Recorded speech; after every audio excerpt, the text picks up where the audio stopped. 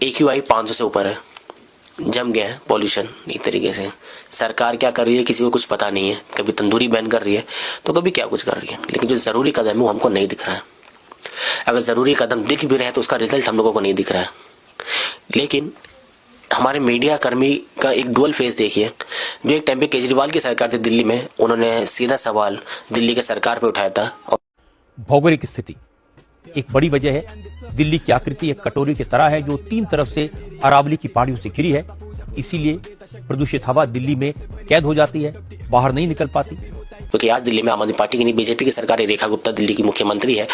उन्होंने इस बार दिल्ली में प्रदूषण के लिए जिम्मेदार रेखा गुप्ता है या उनकी नाकामी को नहीं बल्कि अरावली पर्वत को ठहरा दिया।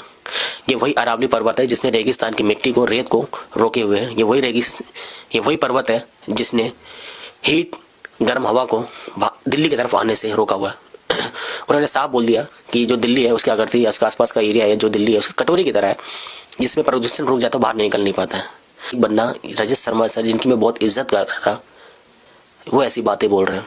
दिल्ली में जो प्रदूषण है, जो हरी भरी जो पहाड़ी है अरावली की, जो 3 अरब साल पुरानी पहाड़ी है, उसकी वजह से दिल्ली में प्रदूषण हो रहा है।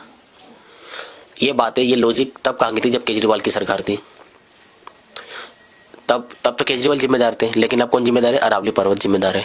ये अरावली पर्वत हुई जहाँ पे हरे भरे पेड़ हैं। यानी पेड़ किसी प्रदूषण के लिए कैसे जिम्मेदार हो सकता है?